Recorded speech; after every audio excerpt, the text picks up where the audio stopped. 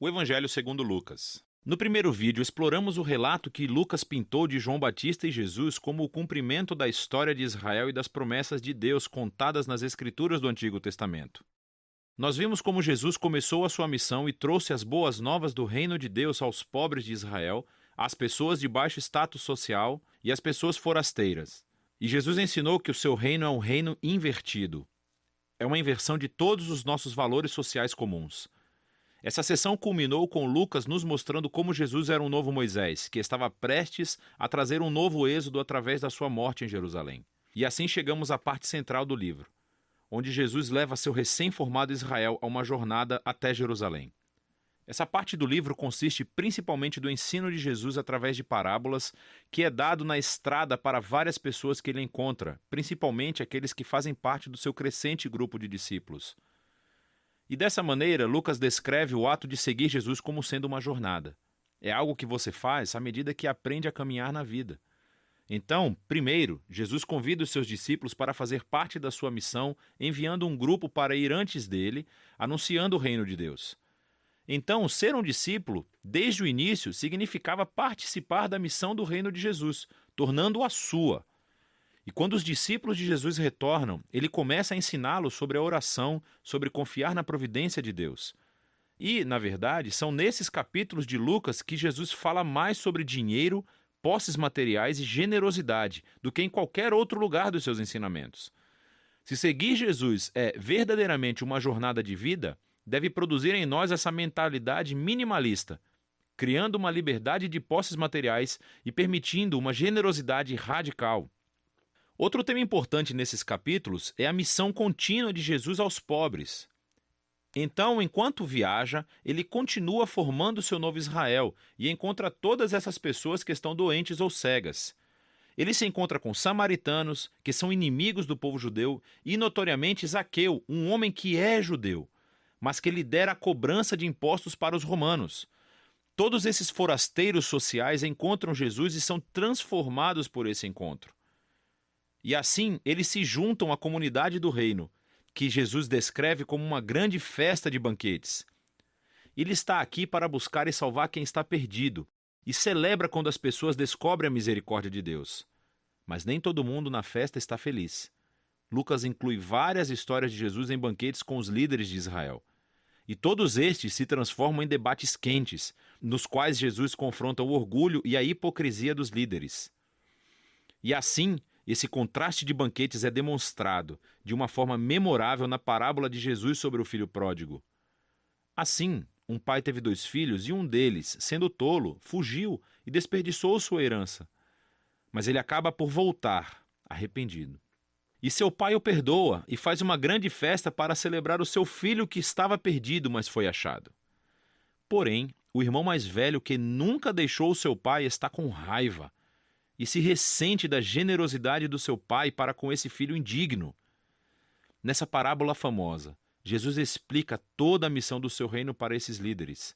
As suas festas representam a alegria de Deus em receber todo tipo de pessoa na sua família.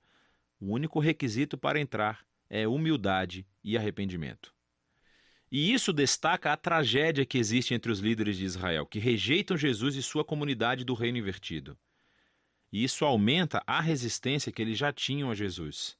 E, finalmente, ele chega a Jerusalém para a Páscoa. Quando se aproxima da cidade, ele começa a chorar.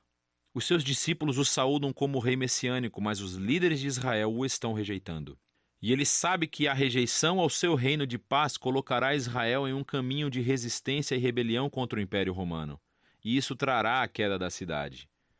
E é essa destruição de Jerusalém que Jesus simbolicamente encena quando ele entra tempestivamente no templo e acaba com os vendedores de animais. Ele interrompe o sistema de sacrifícios. Ele diz que este local de culto se tornou um covil de rebeldes e será destruído. Agora, esse ato, naturalmente, gera toda uma série de debates entre Jesus e os líderes de Israel, todos levando à predição de Jesus de que os exércitos romanos um dia cercarão a cidade. Irá destruí-la, assim como o templo, e no espaço de uma geração. Com isso, Jesus se retira com seus discípulos para celebrar a refeição da Páscoa. É a refeição simbólica anual sobre a libertação de Israel da escravidão através da morte do Cordeiro. E assim, Jesus transforma o pão e o vinho da refeição em novos símbolos sobre esse novo êxodo. O seu corpo ferido e o seu sangue derramado trará libertação para o Israel renovado de Jesus. Depois da refeição, Jesus é preso e examinado perante os líderes judeus e depois levado a julgamento como alguém que afirma ser rei. E Lucas enfatiza a inocência de Jesus. Pilatos, o governador romano, afirma que Jesus é inocente 3 vezes antes de ceder. Mesmo Herodes, o governador da Galileia, não encontra nada para acusar Jesus. Mas os líderes finalmente obrigam Pilatos a crucificá-lo, e ele assim o faz.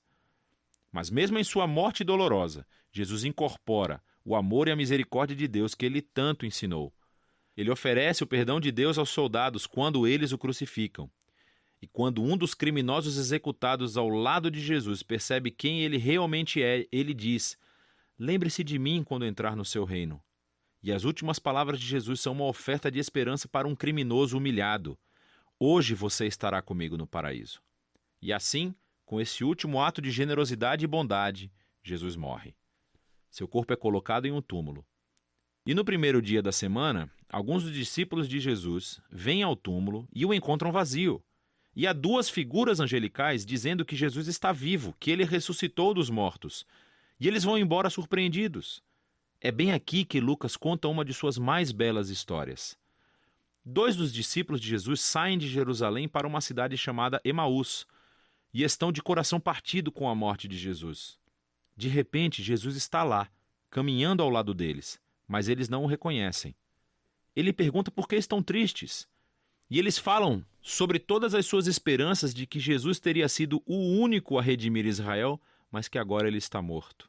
E foi tudo em vão. Mais tarde, quando Jesus come uma refeição com esses 2, ele quebra o pão para eles, assim como o fez na refeição da Páscoa. E é nesse momento que eles o reconhecem, e ele então desaparece.